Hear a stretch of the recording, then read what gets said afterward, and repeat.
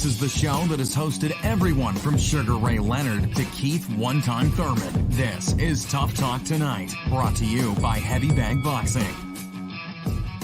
Welcome to another episode of Tough Talk Tuesday. As always, I'm your host, Lucas Biggers. Alongside me, I'm going to have Sakura, Rob, James. How's it going, guys? Pretty good. Tis the season to be jolly. Yeah, it is. It's Christmas time. We're ending boxing year on, I think Rob would consider this a good note. I mean, it's a big card for sure. But we're going to get into that here in just a little bit. For right now, let's talk about this weekend's fights, this past weekend. And I wanted to start out again with the women. Franchon Crews-Dezurn reclaims the WBC title, guys. It was a good fight. It was a close fight. I'm hearing, both sides of this. It's really 50-50 with the fans. It sounds like a lot of people are saying Green really should have taken it. What is your guys' take on that? Well, this one was a big deal, Lucas, because of those odds that you put up on last week, correct? Oh, yeah. Hell yeah. Very big odds. It was, I think I've overwritten it. So Green was a minus 800 favorite. And it was plus 490 for Crews-Dezurn. So, yeah, I would say quite a big upset as far as Vegas is concerned. Yeah, that's crazy. I think they were passing out Franchon because of her age, but she always brings it in a big fight. She always has brought it in a big fight. I think this is like the second or third upset that I've seen from her. And I've only seen her a handful of times. So that's kind of why I was leaning towards her last week when we talked about it. I thought it was a good bet for somebody to put down because she's an old vet. She knows what she's doing. She gets hungry when it's a big fight on the line, and she usually upsets her opponent. So not only that, she put it all out there in the ring. So I got to give her credit for it. I thought she won the fight. I didn't think there was any issue there. So I liked what she was able to do last Saturday. Did you think it was still close, though? It was close. It was close, but I didn't have it a draw either. So I think it was a close fight, but I think Franchon clearly won, in my opinion. I know somebody might argue me down with that, but in my opinion, I thought Franchon won. I'm eager to hear from you other two. From what other people are saying, basically, Crews-Dezurn outworked her. Yeah, there's a little bit different. There's a bit of Aaron Pryor and Crews-Dezurn. And she brings it, man. She's always moving forward. And I saw some highlights, and that's pretty much what I expected to see. She stepped in and fought on the inside, and as best she could. She had a good opponent, but that's one of the fighters that's probably the most exciting to watch, I think, of the women's fighters. I mean, she really brings it. Never a boring fight. Yeah. Now, what I liked was the fact that, she was hustling, and she was, like you saying, she was one that was forcing the action in the fight. And when that happens, even though her opponent in green had the crisp punches, there wasn't as much activity. She just looked like she was the busier female in there. And she actually was very aggressive. And that's the type of style that we've seen in the past that the Florida Commission judges really like. They like that. Who would you rather be type scenario. Mm-hmm. But also really focused in on effective aggression, effective, punching. So, even though Green was having heavier punches sometimes, it didn't seem like it was having that much of an effect on Franchon and what she was trying to do in there. And essentially, I did think that she definitely won that fight, because she was the one that looked like she wanted it more, and she was just in there grinding and working it through, in on the inside. But I think people were underestimating Franchon because she didn't look good in her fight against Savannah Marshall. And she did look like she was aging in that fight and, fatigued and such. And I don't know what went on behind the scenes with that fight, but this definitely seemed like a more rejuvenated Franchon Crews-Dezurn this past weekend. So shout out to her. For Green, I was a little disappointed because I thought she was going to bring that mentality that I've seen her have in the past, but maybe the experience that Franchon had with the bigger fights, I think that played an effect on Green as far as having not being on that high of a platform as of yet, as far as the level of competition, the co-main event and things like that. I think that kind of played into it for her. Not taking anything away from Franchon, obviously, but when you got people calling you the next Ann Wolf, you got to show it. You got to bring it. I'm about to call Franchon the one that seemed like more Ann Wolf style in that particular fight. So hopefully we'll see Green back too. And then Franchon, of course, is thinking about that rematch with Savannah Marshall. He definitely wants that. So who can blame her? She's ready to go back to the UK and put this title on the line again, and try to be undisputed again.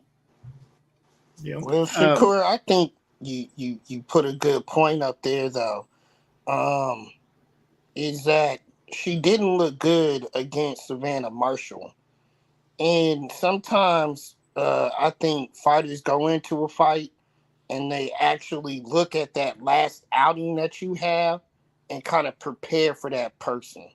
So I think Sadisha Green, I think she might have did that. And she should have prepared for the real Franchon Crews, the one who was in front of her Saturday night, and not the one who we last saw against Savannah Marshall, because there were some spots in there that I felt like she got outworked, and I felt like she was surprised by it, honestly. Mm-hmm. I wouldn't mind seeing a rematch. I mean, if you look at CompuBox stats, it was pretty close. It looks like Crews-Dezurn landed basically one more punch overall. But I agree with Sakura. I think, Crews-Dezurn landed the more effective punches. But it's a good fight. Do you guys even want to see a rematch? I haven't been hearing any, demand for one. No, no, Franchon won, and she deserved it. I mean, I don't know. Shakur would have to say it here, but if I'm Franchon at her age, I'm looking to get a bigger fight, maybe even a rematch, again with Marshall, just to prove, just to kind of get that lick back. But that's what I would be thinking if I'm Franchon Crews. I would not want to go back into the lion's den, so to speak, and fight somebody who may have been off that night. Yeah, it pretty much seemed like whoever won this fight was going to be able to fight Savannah Marshall for more money in the UK. That's what it seemed like with this WBC title on the line that Savannah Marshall vacated. So it kind of seemed like whoever was the winner here was going to be able to go on. Franchon did mention that the next outing would probably be March or April of next year, and it does look like that it's supposed to be UK rematch with Savannah Marshall. Yeah, Oh, I gotta tell y'all something. I forgot. Lucas and Rob, do you remember when we had Barry Hunter on with Rashid Warren? She won, yes. He remembered us. He remembered all of us, and he said it was so much fun. And we talked for a few minutes and everything. But Lucas, maybe we should invite him back because he had a very active weekend. Because he was in Orlando with Franchon's corner for her fight on Friday, and then Saturday he was out in Arizona with another fighter. So he was pretty active this weekend, and I told him I was going to tell everybody hi. All right. We would definitely love to have him back on. Yeah, I like Hunter. He's very sharp. Yeah. And I was just saying the other day, we need to get back to doing interviews, so that'd be great to have him back on. All right, let's switch topics to David Morrell. He made quick work of Sena Agbeko. Maybe a little bit too quick a work because we couldn't really even judge. I mean, it was so quick. Guys, what'd you take away from Morrell's win? Not everybody at once now. I ain't going first. He does everything well. I mean, he's a Cuban fighter. He's educated. He's got a lot of punching power. He's got length. He's got everything. Good footwork. I mean, he's just the complete package. And if there's anyone who's out there who's going to give Benavidez and Canelo a run for their money, it's David Morrell. And I can't wait to see it. It's coming too. I think that fight with Benavidez should be finalized early next year for a fight in the spring. And that's going to be a war. Let me stop you right there, James. All yours.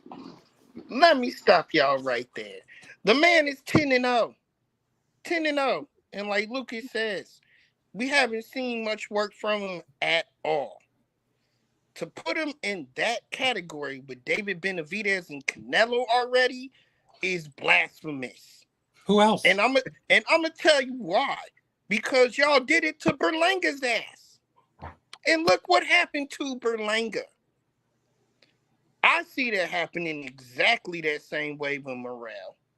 We need to see more rounds. We need to see bigger fights before you put him in there with the big shots in the division. Okay? We've done it. We've said that to everybody going forward, that you need to be in the bigger fight. You need to have more competition, more rounds, more experience before you get in there with a GOAT type fighter. Okay? And that's where I put Morrell Jr. at. Yeah, he's being featured on Showtime. Yeah, he's being featured on the last Showtime event that they ever put on. But is he really that great? For a reason.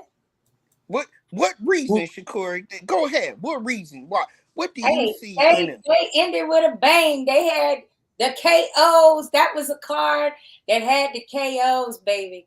And that's like the newest star. Plus the venue, the Armory is legendary as well. So that is another reason that it went that way. And I'm glad for it. That's the up and coming star for me. You're acting like you said Berlanga. You mentioned Berlanga, however.com.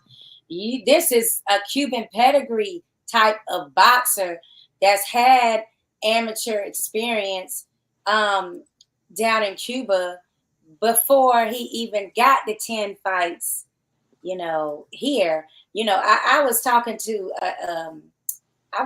a Cuban boxer 2 weeks ago named Kevin Brown, a lightweight, a super lightweight, and he only has like 3 or 4 fights. I think he won his 4th fight the other night.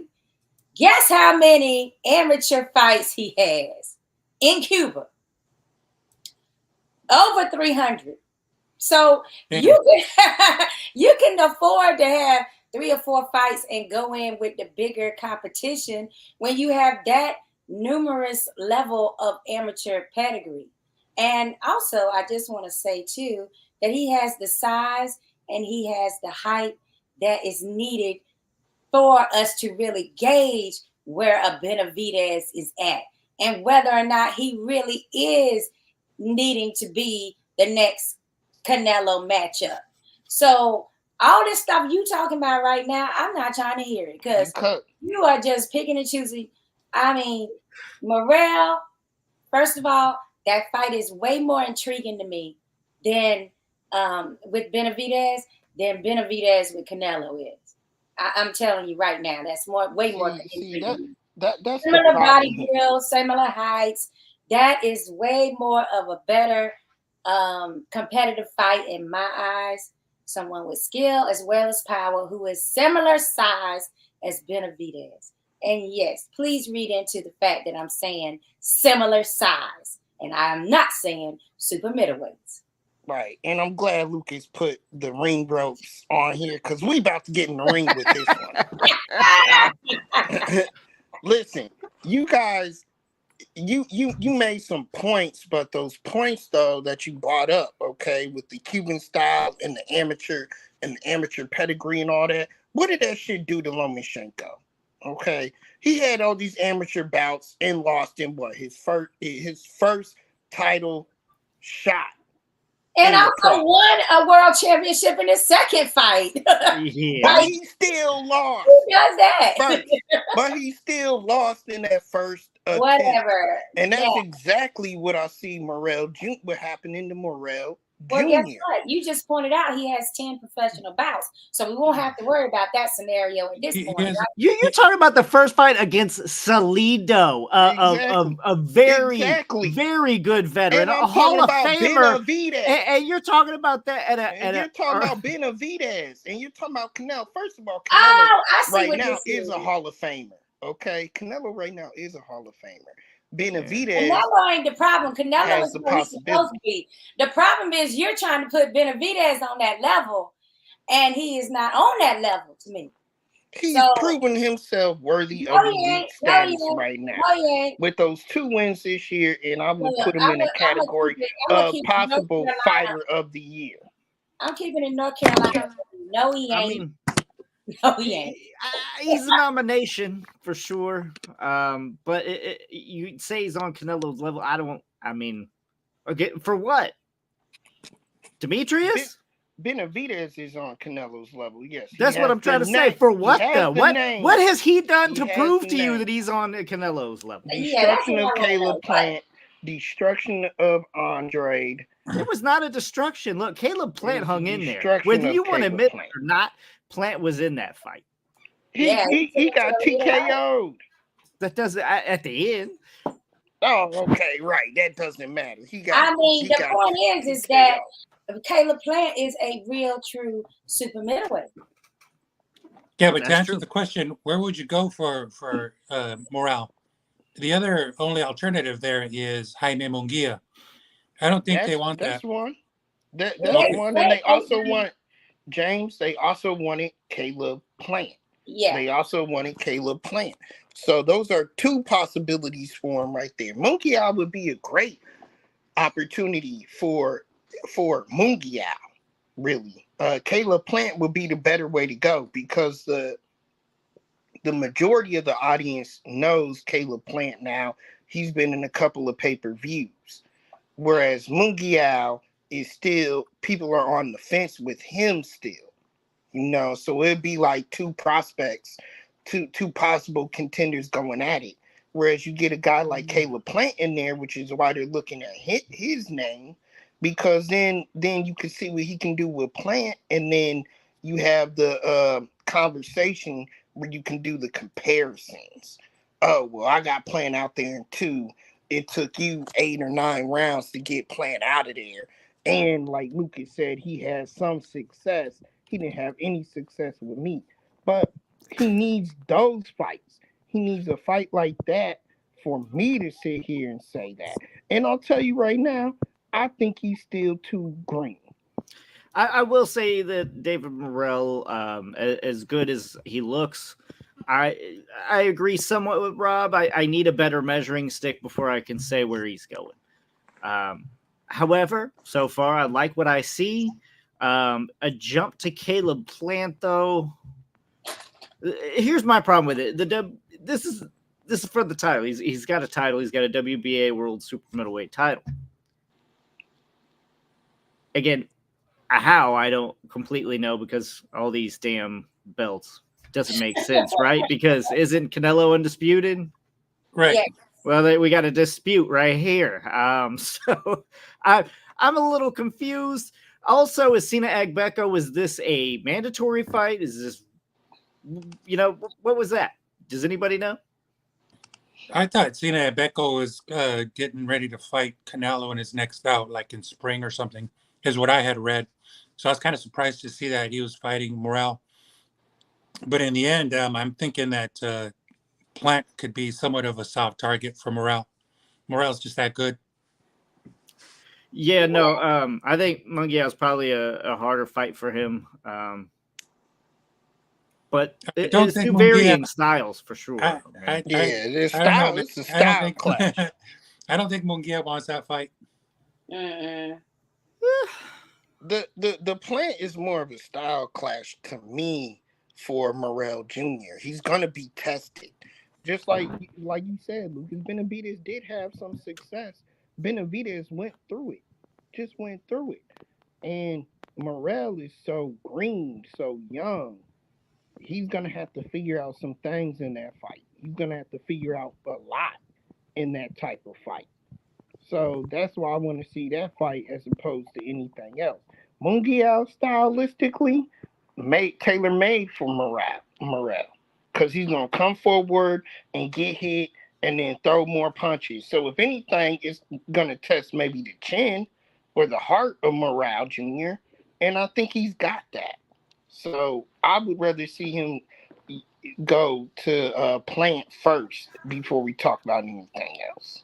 Well, let's see what Javi's thinking about Morrell and his. I mean, I haven't heard his opinion yet. Yeah, he gonna agree with all I was about to y'all say the about same thing, Morrell. Javi. He gonna agree with all He ain't y'all. gonna agree with you. Yeah, I cannot agree with that. I mean, Morrell is like the kid with the talent and with the hard work. And yeah, I wouldn't say he's green, but I could tell definitely that his shine is just taking off right now. So maybe polish that gem a little more before throwing it in there with a few levels above. But definitely, I see the potential in there. You know what I'm saying? I see the power, the speed, the fundamentals, and I feel like he can be a trouble in his division or coming up. Uh, I'm not really fully sold yet because obviously they carrying the kid a little well. They're matching him right enough where he's learning and moving up on levels. But at the same time, there's levels to this game. So I I wouldn't say that he will lose to Plant or the Benavides or the names you guys were throwing in there because I'm sure he can hold his own. But I feel like you season that a little bit more, and now we have like a complete fighter. You know what I'm saying? Because there's still a lot of answers to be. I mean, a lot of questions to be answered about him, and as far as like you know, what happens when he gets in deep waters? What happens when somebody's getting the best out of him, and he needs to do something about it? I want to see a little more adversity facing from him, just like any other fighter. Before I pull the plug. But will he school Berlanga? With all due respect, I think he would, or he probably stop him because he definitely has the goods in there. Just like I said, I feel like the way they're taking care of that kid is amazing because he's growing as he's supposed to. So I'm not fully sold, but yeah, so far I see the potential. Has he been in your gym recently? No, not him. The dude that had like the some of the one of the biggest knockouts from like the last 2 3 weeks. He was there in the gym. Venezuela. No, the dude he's Cuban. I forgot his name, but it was two Cubans that fought here in Orlando, and he Oh, dropped the guy. Teles. I think so. Yeah. Okay. Javi So kind of stole a lot of that out of my mouth because I was getting ready to say I don't know if he's ready just yet for a Plant, but then I was like, but he's got a title. I mean, if you got a title, you got to be ready. You got to be ready. I don't understand the point if you do have a title and you're not there yet. So, So we got a Diego Pacheco. I mean, that's a good fight. for I morale. mean, I just don't see any. I like the style another- matchup. I'm not sure, James. Well, are you saying that I didn't get this right? I think, but you're thinking that Plant is a little bit too much for Morrell at the moment. No, I think there's at least some experience gap. I There is. agree. I agree with what Javi was saying because I was saying he's being brought up right, but then because he's being brought up slow, but he should not be because he's champ. And I gave Canelo a lot of shit when I first started getting into all of this, right? Because he was being brought up so slow. He had a title, it was well protected, and they just kind of ran with him slow and slow and slow. You can't do that. If you got a title, you got to defend that shit against the best. That's the way I see it. Yeah, I look, agree. He I should agree be with ready. you. Well, he's 10-0 now, or maybe 11-0. But Yeah. no, I think he's more than ready. Yeah, I think he's mean, there. I don't know about with 10 because it's like this is with Plan, for example, right? The sometimes the speed, the power, and the styles, everything just is a factor when it comes to like who has the better chances. But one thing that's definitely a factor is the amount of rounds, the amount of experience. How many fights you have. Even if you have like you have like some tune-ups and stuff like that, that's still rounds in the bank. That's still uh more experience in your brain. You have that confidence where it's like, well, I've been more rounds. I've been there. I've faced different things, different styles, and when you've done that, when you bring that confidence, that's pretty much the advantage that I'm giving these guys. Like Benavidez, Plan, guys that are already like 20 plus fights, 30 plus fights. You know No, what I'm saying? he tends to take him out early. He's only gotten the distance twice. Right, but I'm saying at 10 fights with a title, I mean, that's kind of funny, but at the same time, I wouldn't really throw it in there. I feel like a perfect example of this, and you guys were mentioning, was Lomachenko, for example. Lomachenko, with the pedigree that he came, he went and he when he came in, he went straight. He wanted to go straight for the title, and you saw what happened with Salido. You guys were talking about that. Salido basically gave him the welcome into the pros. Like, yo, you're the best at what you do, but this is a whole different level. And the experience, and because of the experience of Salido, and of course all the dirty tactics and all the pro experience, because that's a veteran tricks, and it's part of the game. And if you can get away with it, and you can do it over and over, and you're gonna win, any of us will do it. And that's part of the game. So Lomachenko didn't know how to deal with that. And as far as polished as he was, two-time Olympian and all of that, it just there's different levels to this game. You know what I'm saying? And that experience is something that is unique when it comes to somebody's advantage as a fighter. So that's pretty much why I'm saying. But at 10 fights, man, come on, guys. I mean, if you look at some of these guys' records that have 20, 30, I mean, I think Devin Haney, he was fighting a lot of C-level fighters in Mexico for the first 10, 15. You know what I'm saying? Canelo, all these guys that are big champions now, like my man said, he already made Canelo Hall of Famer. But all of these guys, they started with like 15, 20 guys that were literally had no chance maybe against them, but they needed that. They needed that experience. And I feel like part of building a fighter is, being carefully, because it's like pressure, you know what I'm saying? You put pressure in the pipe, and with good enough pressure, you're going to have everything running through, everything smooth. But you put too much pressure on the pipe, and then you burst the pipes, and that's it. It's done. It's over with. So you gotta have the right amount of pressure, the right amount of matchup, style ups, and stuff like that. Like when you match these guys up, and how you growing them to the game. And I feel like they're doing a good job with that. I feel like Top Rank does a good job with the fighters as well. But hey, I can definitely see the potential. Sometimes you see the potential in somebody, and you want to say, nah, he's ready for the next level already. You kind of want to rush him in there because you see that the goods are there. And I think that's what's happening with Morrell. I think so too. I think we did that with Berlanga early on. I think everybody kind of slowed down. Well, maybe not you, but everybody else kind of was like, let's play him with the good guy. And then let's pull that back a little bit. He ain't quite ready for all that just yet. Look, I now that you mentioned, I mean that's a good question. 2024 is gonna come through, and whatever happened to that Berlanga train? A lot of people were in the wagon, and you don't hear them no more.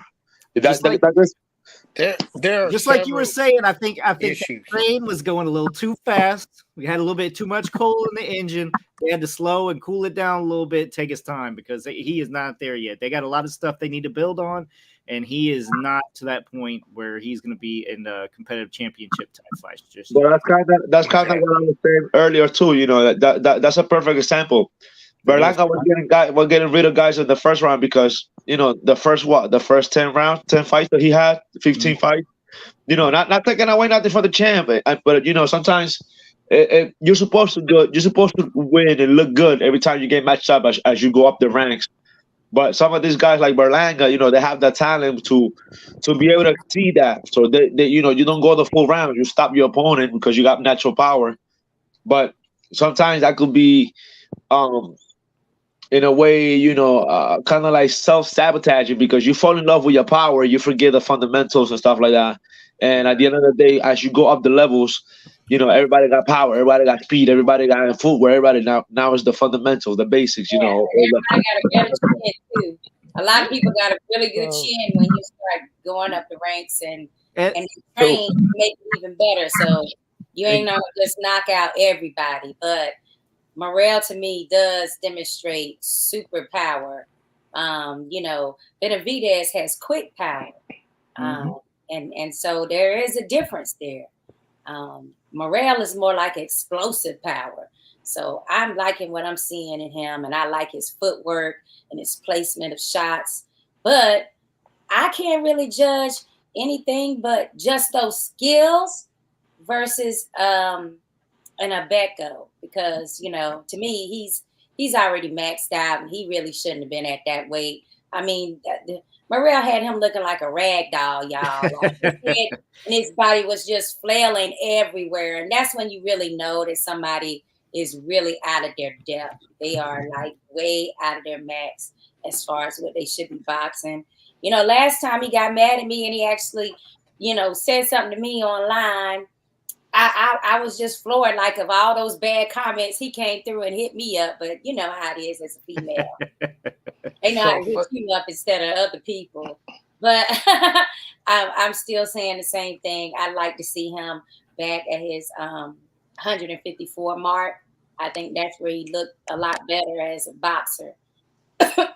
I definitely agree with you there.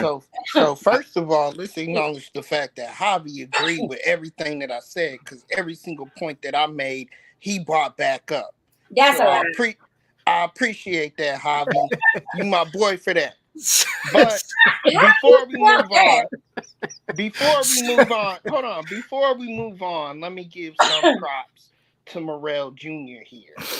One thing the kid does not lack is confidence. He has extreme confidence in the fact that he thinks he can knock out anybody and everybody. And that's huge. It's just pump your brakes a little, kid. Be a little bit more careful.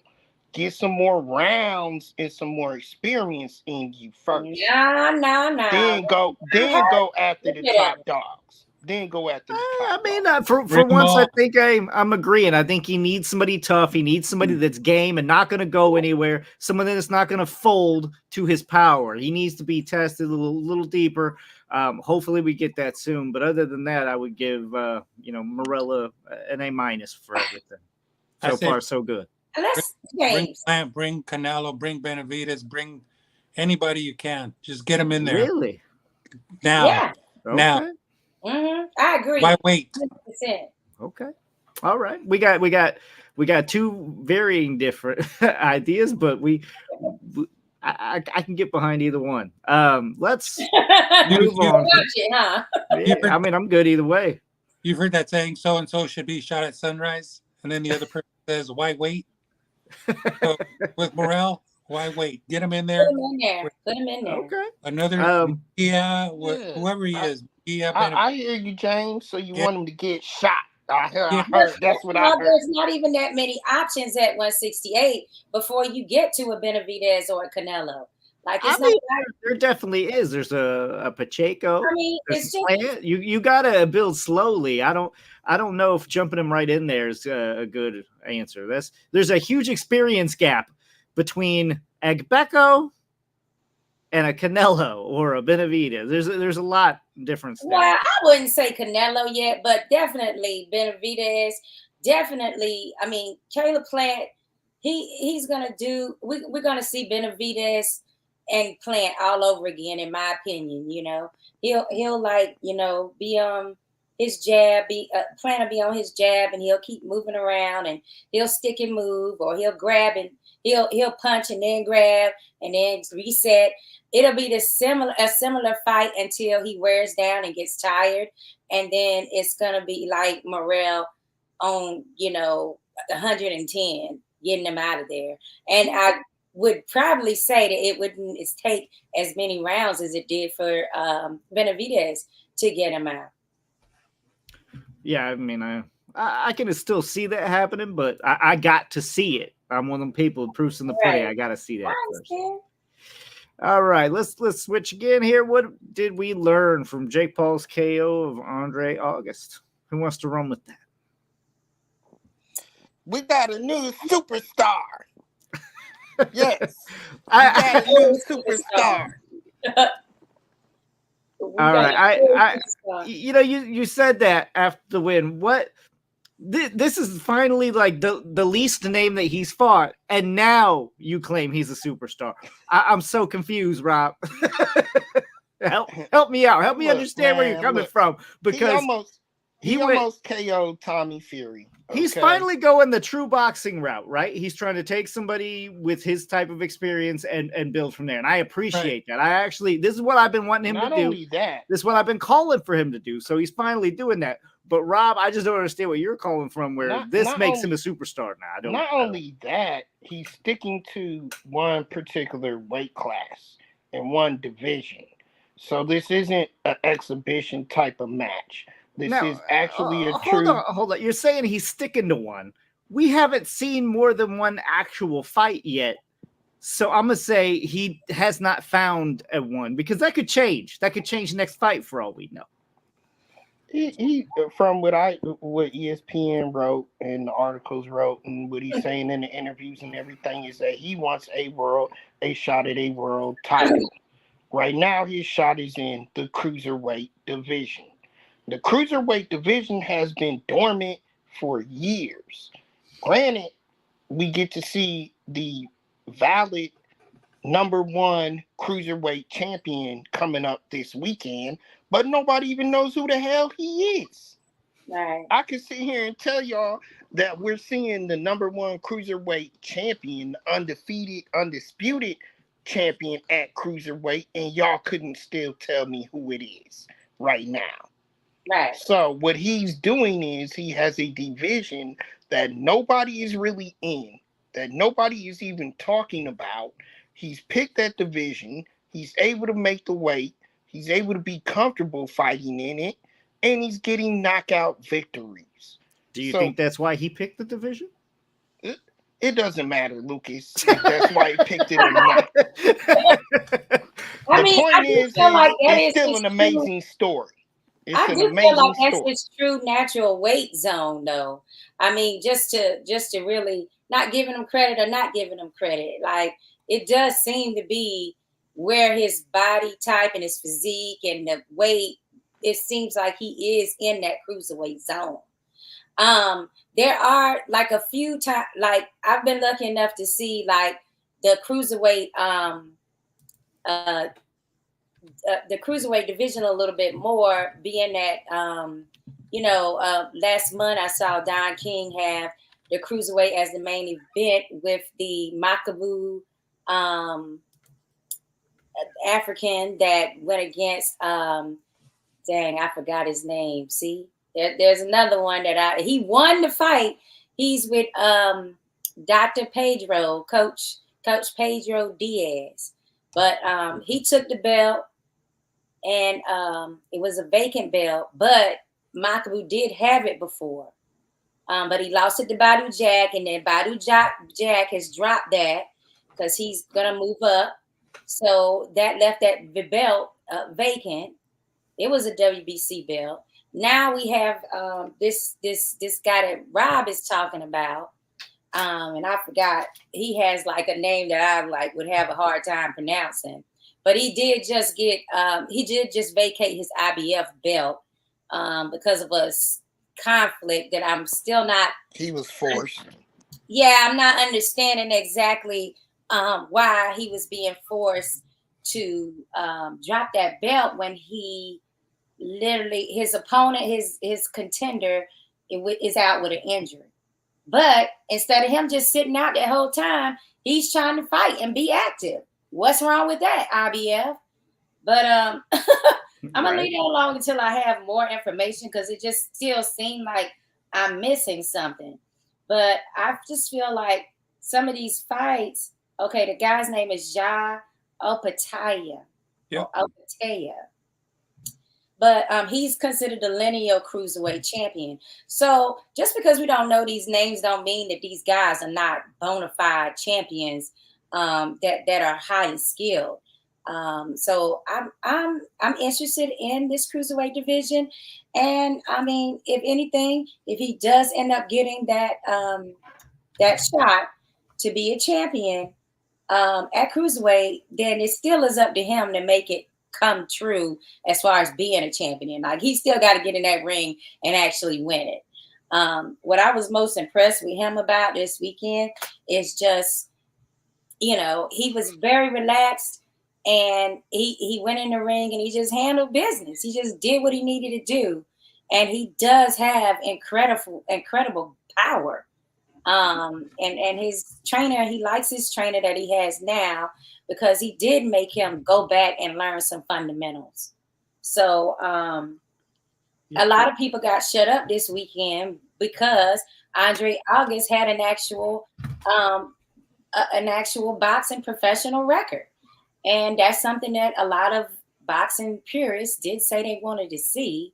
Now, when you have that, of course, you do have lesser crowd. You have a smaller card.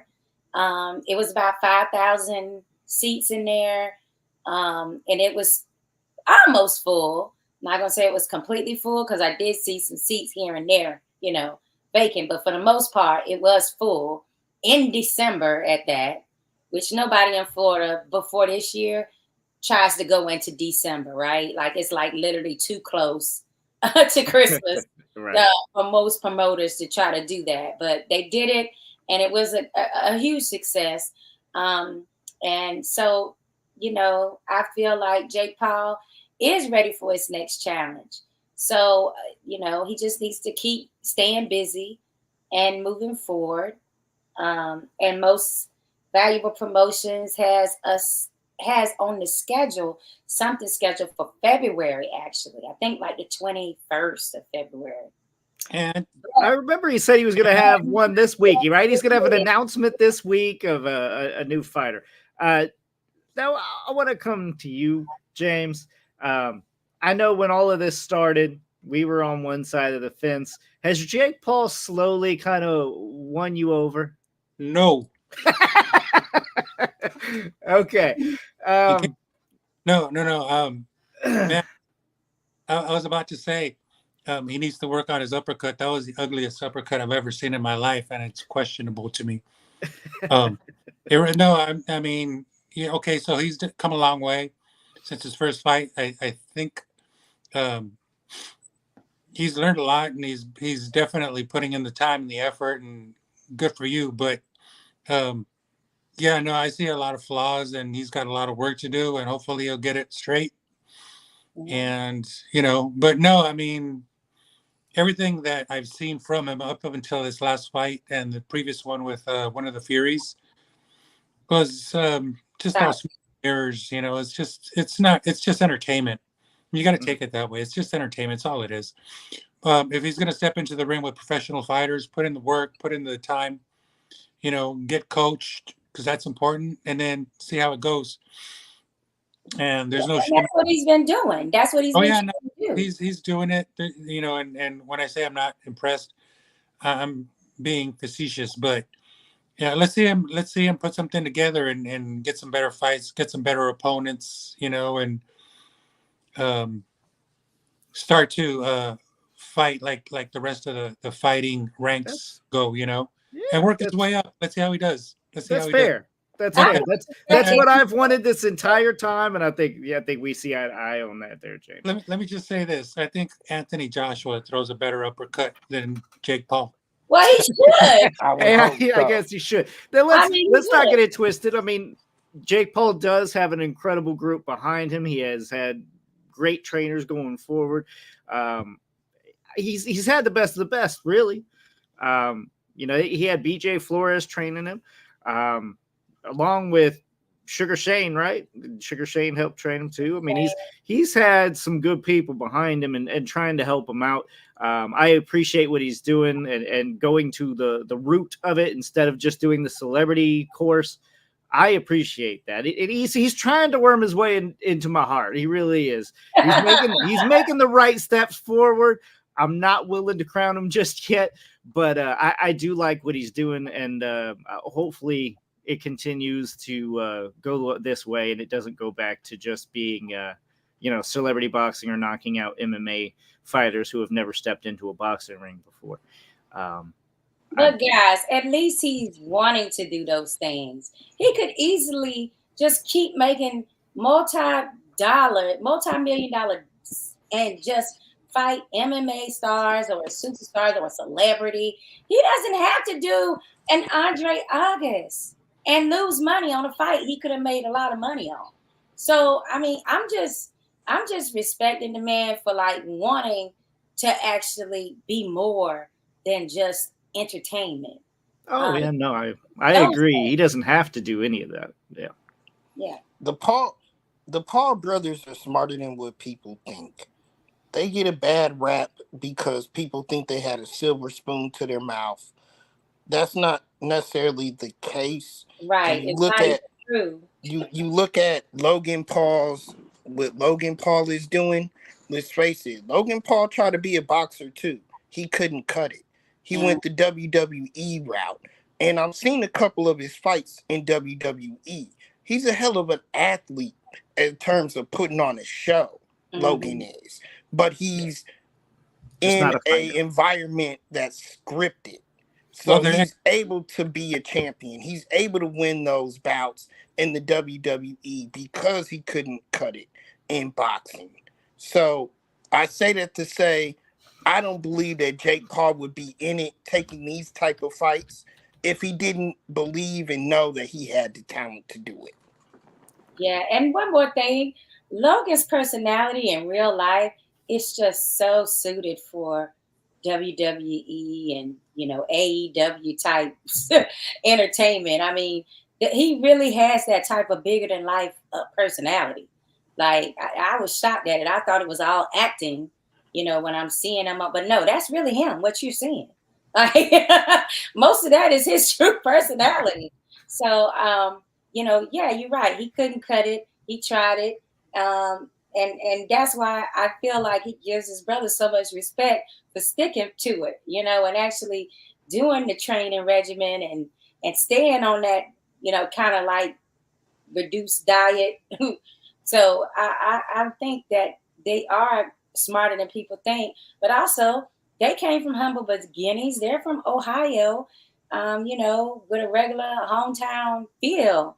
I mean, they got plucked out of massive amounts of kids to be Disney stars. What can you say about that? Well, they had the blonde hair, blue eyes type look. But anyway, I mean, but they didn't ask, like, it's not like they were like, Lord, can I have blue and blonde? You know what I'm saying? Like, it's not random. And you know how many other kids have blue and blonde hair? Like, you actually have to have some type of talent in entertainment to be picked by Disney. I agree. It's just funny that he's been successful and he's made a ton of money, like, millions and millions, hundreds of millions of dollars. And he's getting into professional fighting. It should be the other way around. Yeah, he is kind of doing it backwards. And he's starting late, not young. He's kind of coming around all wrong into boxing, but we'll see how it unfolds. No matter how it goes, whether it goes up, whether it goes down, it's going to be an entertaining ride no matter what from Jake Paul. Right. But yeah, let's turn it to this weekend, guys. This upcoming weekend. Thank Rob, you. I know you're looking super forward to it. Excited. So I got a question. Well, a couple of questions for all of you. My own little rapid fire, Rob. But which fight on this card, which I'm going to call A side, B side, which fight for you are you most excited about?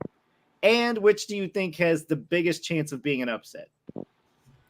Let's go with you first, Rob. I know you already probably got one. I'm very glad that you asked that. Very glad. Because you know what I'm excited for, Lucas? It's the other fights on the card. It's the other fighters. Because these are guys that mean business in their respective divisions. They have the cred, they have the street cred, so to speak. They haven't had the opportunity to get their names up there in bright lights for whatever reason. They haven't had this opportunity to be on this type of card before, and now they are getting it.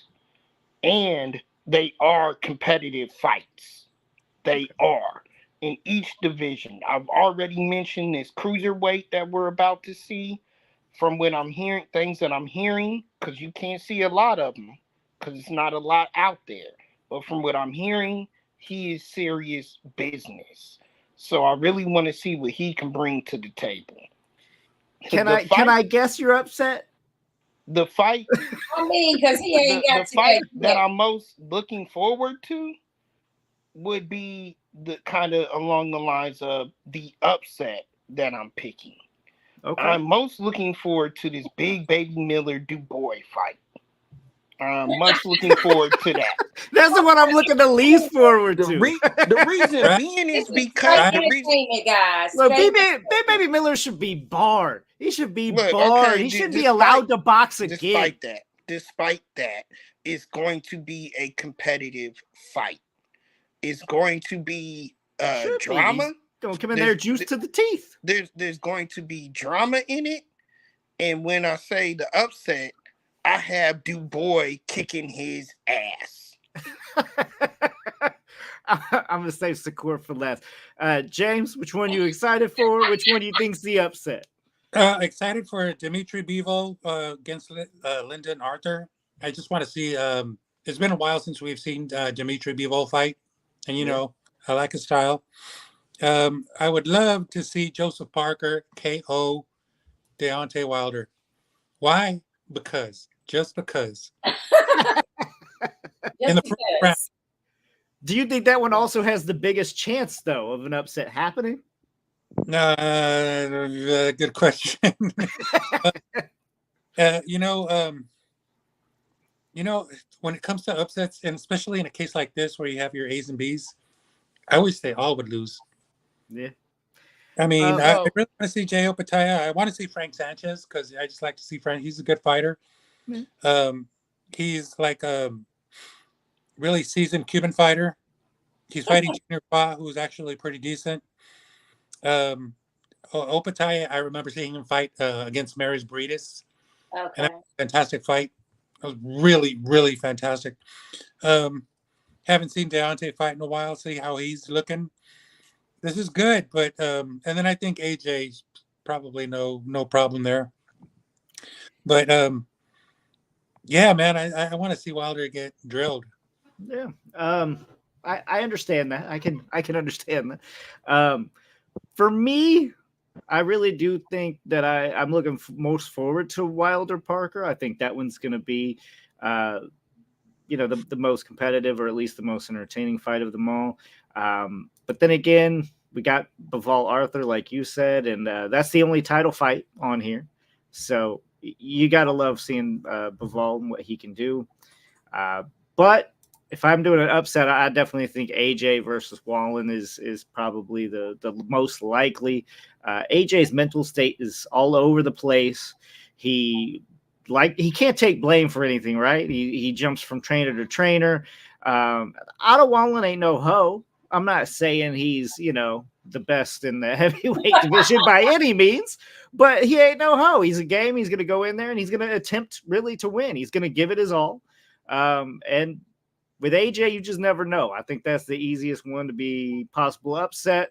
So I would say, AJ, better be careful. You're going to lose out that big money day because him and Wilder just signed, guys. They just signed from what I hear. So Wilder Joshua is on the horizon, but first he has to get past Wallin. Wilder has to get past Parker.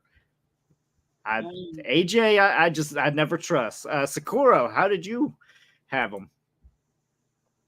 I mean, first of all, I give a shout out to the Prince for having like 6 heavyweights brought together on one card. Then throwing in some cruiserweights for us, and then Bivol, of course. But I think it's between 2 of them as far as this upset is concerned. And that's that Daniel Dubois versus Big Baby. I think that Big Baby might possibly do an upset here. Yeah. You know, it's hard. Like if he's at his regular 300-pound situation, I mean, you can't knock the dude out. Like he's like a tank moving forward. And Dubois, any signs he's shown us in the past, if there's any signs of him maybe possibly getting defeat, he's gonna give into it. So that one could be an upset. And then of course, I feel like AJ might upset the new contract if he doesn't get through Wallin. And Wallin gave problems to Tyson in their fight together. So to me, it's just what kind of shape is Wallin going to come in to, and that's going to let us know if AJ is ready and prepared for Deontay Wilder. Joseph Parker and Deontay Wilder, I'd like to see this matchup. I'm a fan of Joseph Parker's, but I'm also a Wilder fan. So it's kind of like, I'm eager to see what Joseph can do with a Deontay, if anything. And that's no shade against Parker, but it's just, he's getting older. I've seen that in like a couple of his fights now. And, that's kind of like prime territory for Wilder to kind of set you up for something, really big. So those are my favorites. But I do want to check out this Ja Opatea fight just because James said he saw him before. Plus, I'm just realizing today about this whole IBF situation. So, and then I remember that Philip Ergovic, I think he used to be a cruiserweight. He must have moved up to heavyweight because he was in that division when Usyk was in that division, I believe, a cruiserweight. Mm-hmm. So that might also be a good fight. So it's good fights up and down, but I mean, there's nothing that's just jumping out of me like, oh my God, I can't miss this fight. And I hate to say that when they put so much money and effort into building a card full of, the big boys of boxing. But I know what I want to see. I want to see Wilder and AJ finally get it down. This is like an appetizer to me. I'm ready for the main dish. Obateo is also somebody you need to look at because he's in the training camp for Tyson Fury. Okay. He's sparring with Fury right now to get ready for Usyk because Usyk, of course, was a dominant cruiserweight fighter. Tyson Fury's trying to get prepared for that and that speed, that elusiveness that division brings. So that's another good reason to watch Obateo in this fight. From what I'm hearing, he's holding his own against Tyson Fury. So this guy's good to watch. Listen, my final take on this card is this. I really don't feel like you guys are saying the top 3 cards, the top 3 bouts in this fight should not go unexpected. Okay, it should go as we all expected on the top 3 fights with Wallin and AJ. AJ should be able to conquer that. Wilder and Parker. Listen, Wilder spoke in an interview today about demons, guys. He really talked about demons and some issues he's had in his personal life. Wilder is putting that behind him. You're going to see it. You're going to see it. The interesting matchup for me is Bivol and Arthur Lyndon. They had also an article on Lyndon and his background, guys. He lost a brother. He's been fueled in his career for the loss of his brother. And that's mostly been his motivation and will continue to be his motivation in this fight against Bivol. Bivol is a monster, but we haven't seen him challenged yet. I don't know if Lyndon can do it, but I'm hoping that he shows us something that makes that fight surprisingly great. But again, it's these other bouts that they put on the card. Dubois Miller, that's going to be a shit show, but it's going to be the type of shit show that we love in boxing. And then seeing these other guys, and then seeing these other guys when they did the presser, every single fighter, every single one from the favorite to the underdog was very humble, very appreciative, and grateful for this shot. I think we're going to see everybody put on a show. I really hope so. I know I talked about AJ's mental status, but Wilder's mental status is always a big question mark as well. All we saw was him against, and again, all we saw was him against Helenius since he's been back. So I'm not sold that really that he's all the way back. Some of the way he talks sometimes, I know he's always talked a little weird. He's always a little off-putting. He's not the most camera-friendly guy, but it's even more awkward as of late. Maybe that's just the funny part about Wilder to me is that he's very, very passionate about fighters not getting hurt. And then when he gets in the ring, he hurts them. And then he also said he wanted a body on his record, so that was publicity, marketing. That was publicity. That was dumb. He said it more than once, though. It's not like a one-time thing. And then a couple of fights later, he's like, no, I really want a body. You're like, no. What? But that's why he's not talking about that no more, because he's been humbled by the losses to Fury. When he was talking about that shit, he was at the height of his career, and he was trying to solidify who he is and get that notoriety. Like, oh yeah, I'm the baddest motherfucker out. That's what he was trying to do. And then he got humbled. Witnessed some people, that are fighters that's been in some of his camps and different things. That have got hurt. Yeah, right. So that has affected him. But right. At the same time, he'll still lay you out, because when it comes time for him to eat and his family to eat, in the back of his mind, that's always present. That he got to make it happen, that he got to make sure his family's secure, that his daughter's secure. So he'll still lay you out with that mental. As soon as he walks in the ring, it kind of goes out the window. It's like, this is my outside ring heart I'm wearing on my sleeve, and now I'm about to become like what I got to be when I fight, as a boxer. But I think AJ and Wilder, they might have some demons about different things that's happened in their career, but they have both been through a lot to still not have fought each other as heavyweights. As long as this has gone on, I'm ready to see that. I'm not concerned with anybody's mental at this point, because they both have had plenty of time to adjust and give us this matchup that we've been wanting for years.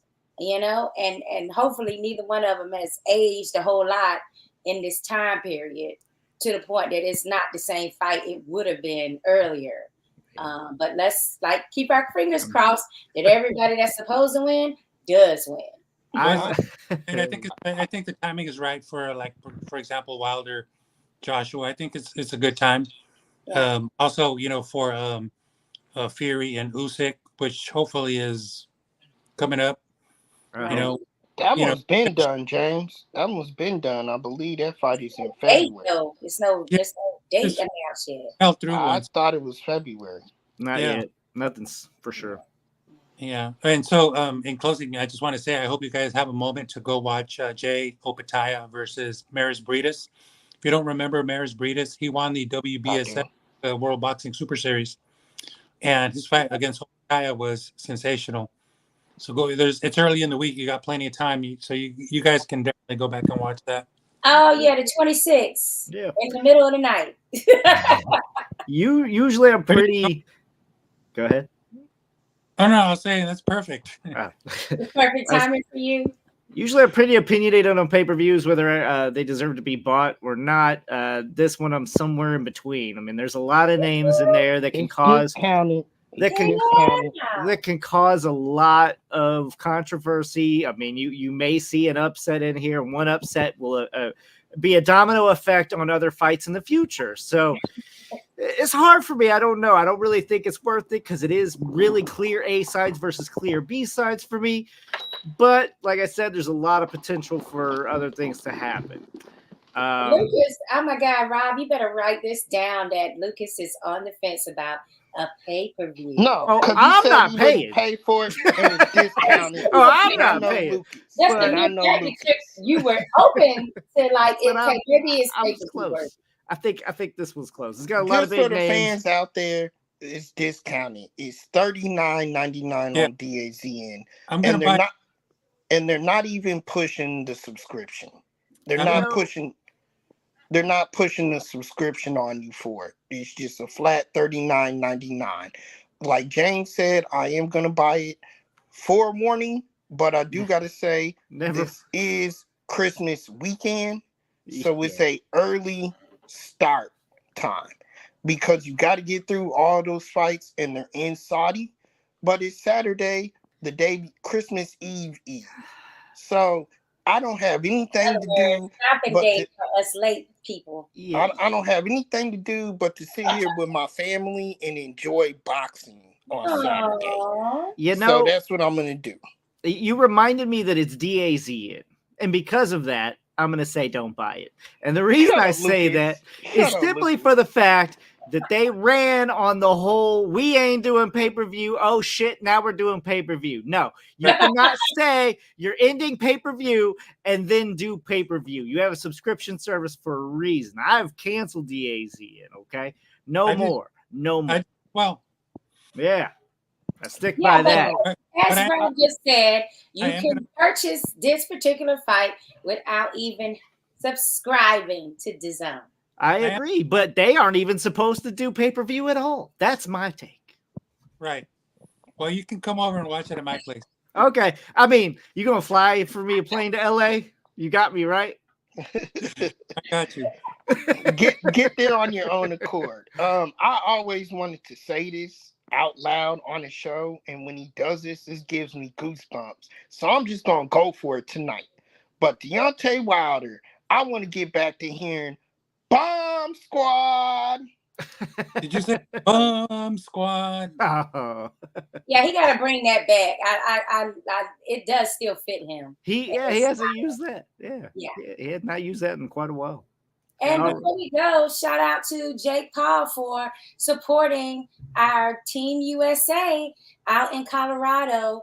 It's going to be beneficial for him to be training there with our future champions and future gold medalists, hopefully, and just putting a spotlight on, some of the issues with the Olympic committees possibly canceling boxing. Hopefully he can have enough influence on that situation to stop that thought from crossing the Olympic board's mind. And I think it's a great move for Jake Paul, and it's a great move for Jake Paul as far as marketing too, because it means something to those young people to have someone established come and train with them and show them support and actually donate their time without any money necessarily being involved. That's a big, huge thing. So shout out to him for that. And it's a great move for U.S. boxing. He has the full support of the U.S. team. And you're right. That was a good read. I thank Shakur. he for sure has went from one of the things that I didn't like at all about boxing, which is the celebrity boxing and just basically using the sport as an ATM, to now investing in its future. So that I can definitely get behind. I definitely want to thank everybody for tuning in. It's been a great show. Don't forget to check us out every Tuesday, 9 p.m. Eastern, 6 p.m. Pacific. As always, we don't pull any punches, and we'll see you again next week.